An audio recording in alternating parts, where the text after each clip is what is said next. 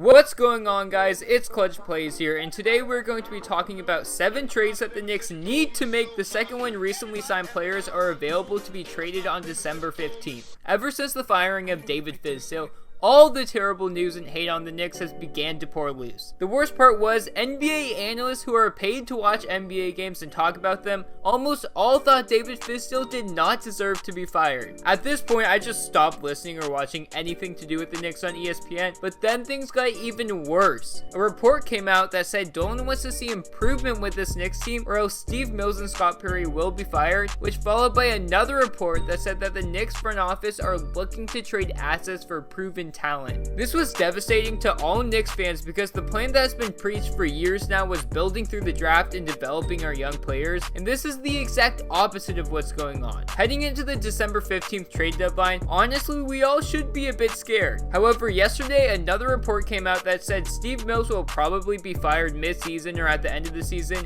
and if Steve Mills is fired mid-season, Scott Perry will take over his role on the Knicks, so I guess that's a positive. Dolan is setting his eyes on Masai Ujiri, which will be tough, but apparently Masai is interested in the challenge of coming to New York and fixing the Knicks. He did say he hated the Knicks a while back though. I naturally, and please clap after this, I hate the Knicks and don't care, really.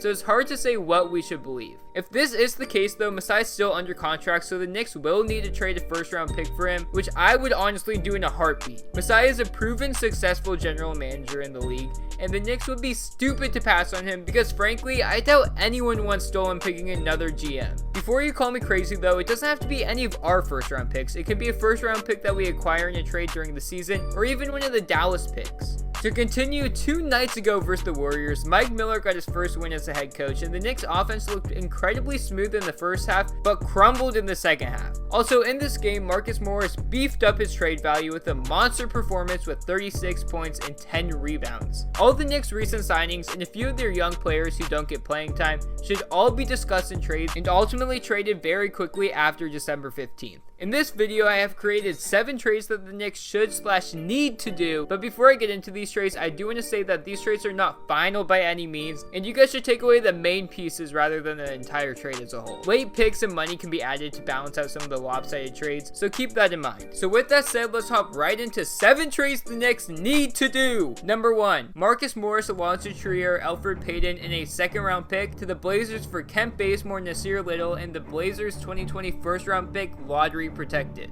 The Knicks trade away a few players on short-term deals to the Blazers who are in win-now mode and could really use more quality players to surround Dame and CJ. The Blazers have been underperforming this season and could really use a small forward like Marcus Morris who can create offense and take pressure off of Lillard and McCollum on the offensive side of the ball. Trier and Payton will be great additions off the bench to give the Blazers depth that they need to make a playoff run, while keeping CJ and Dame relatively fresh throughout the season. This trade will easily catapult the Blazers into the playoff picture, and the depth will be necessary, especially after the injuries to Zach Collins and Rodney Hood. In this trade, the Knicks received Nasir Little, who's an explosive finisher around the rim and a great defender. He did fall in the draft this year, and even though his game is similar to RJ's, he would be a great player the Knicks could take a chance on. He's got the talent as he was a top high school recruit, but didn't get an opportunity to play significant minutes in college or in the NBA. On top of this, the Knicks receive a 2020 first round pick that is lottery protected, so the Blazers are protected just in case another injury happens or something else occurs to this already depleted team. This pick could be what the Knicks need to acquire Masai Ujiri. Overall, the Knicks take on Kent Bazemore's back contract, receive a young player, and a first round pick, all for 2 veterans and a young player in Allonzo Trier who never plays and is a free agent at the end of the season. Number 2, Julius Randle and Marcus Morris to the Hornets for Nicholas Batum, Michael Kidd-Gilchrist, and the Hornets 2019 first round pick unprotected, and 2 future second round picks. In this trade, the Knicks trade 2 of their best players to the Hornets in return for the awful contracts of Nicholas Batum and Michael Kidd-Gilchrist, while receiving an unprotected first-round pick and a pair of seconds. The Hornets are having a surprisingly great year and are in the playoff hunt in the East as they are only 1.5 games back out of the 8th seed. The Hornets are going in an incredibly positive direction, but are stuck with Nicholas Batum's bad contract for the next 2 seasons. In this trade, they get 2 players who can help them with their playoff aspirations while getting rid of bad contracts and opening up cap space for potential free agents like Brandon Ingram or Andre Drummond this summer. In return, the Knicks get a potential lottery pick and a pair of second-round picks, all for taking up terrible contracts and trading away 2 ball-dominant players, which will open up more touches for the Knicks' young players. Overall, the Knicks may be receiving too much in this trade, and the Hornets may put a protection of some sort on the pick or take away the second-round picks. Our first priority right now should be the picks for this upcoming draft, so this trade is perfect. I forgot to mention that Batum would be a great mentor for the Knicks young players, especially Frank Ntilikina because they're both French, so this trade should be a no-brainer for the Knicks. Number 3, Bobby Portis and Allonzo Trier to the Timberwolves for Gorgui Dieng, Josh Okogie, and a 2020 second-round pick. Gorgui Dieng is on a terrible contract with the Timberwolves, who want to move off of his contract, especially if they want to make a blockbuster trade for D'Angelo Russell. The Knicks give the Timberwolves a power forward in Bobby Portis, which they desperately need, and a young scorer who's getting no playing time in New York. In return, the Knicks will get Josh Okogie, an excellent young shooting guard who excels on the defensive side of the ball. He plays large minutes as of right now, but with Culver and maybe a future point guard replacement for Jeff Teague, Okogie will not be needed as much.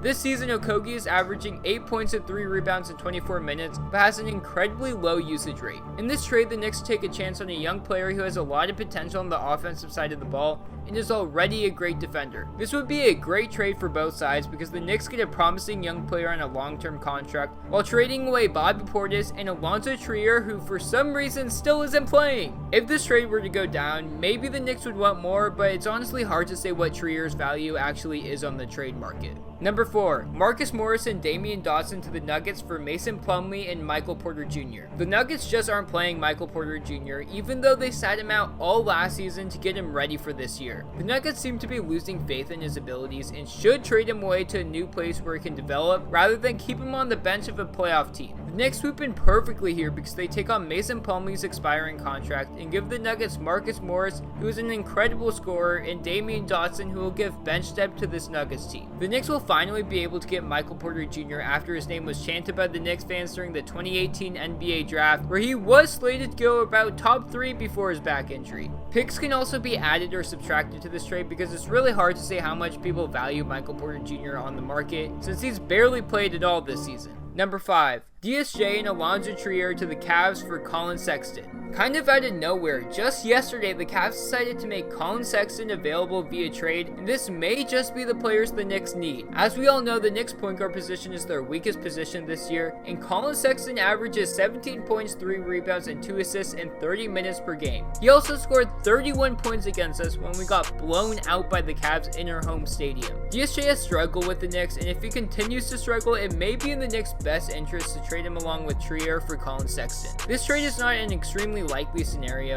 but the Knicks may have to throw in a couple of second-round picks to seal the deal. Number 6, Allonzo Trier to the Rockets for Thabo Sefolosha and 2 future second-round picks. The Rockets receive Allonzo Trier, who is a perfect fit in their isolation-driven offensive system. As a fan of Trier, I want him to go to the Rockets because he will get playing time and excel in that system. I believe Daryl Morey would be willing to give up to 2 future second-round picks for him, and we all know how much the Knicks love their second-round picks. The Knicks will get more picks to add to their collection, and they have had good luck with second-round picks in the past, so they should pull the trigger if possible. Number 7, Reggie Bullock, Julius Randle, and Allonzo Trier to the Trailblazers for Kent Bazemore, Rodney Hood, and a 2020 unprotected first-round pick. The final trade of the video is another deal with the Blazers, who have been depleted due to injuries. Rodney Hood and Zach Collins were both injured, and the Blazers need more depth if they want to make a playoff run and have a shot at a championship. In this trade, the Blazers get a much-needed power forward in Julius Randle, who would be a great fit on the Blazers because he would not see as many double teams when playing around Dame, CJ, and Melo.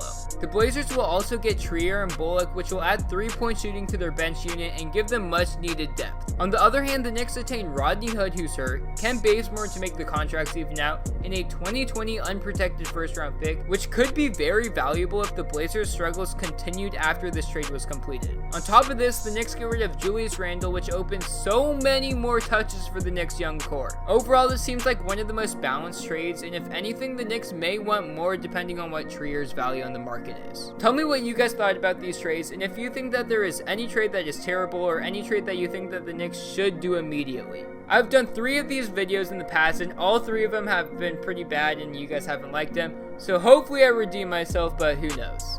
Also, do you guys want the Knicks to trade a first round pick for Masai Ujiri or not? I'm not trusting Dolan to pick a new GM, so I feel like it's necessary for the Knicks' long-term success. And he was incredible with the Nuggets, where he completed the Carmelo Anthony trade and just built a championship team in one of the cities where players hate to live in the most. Now with that said, I hope you guys enjoyed. Now I'm out and peace!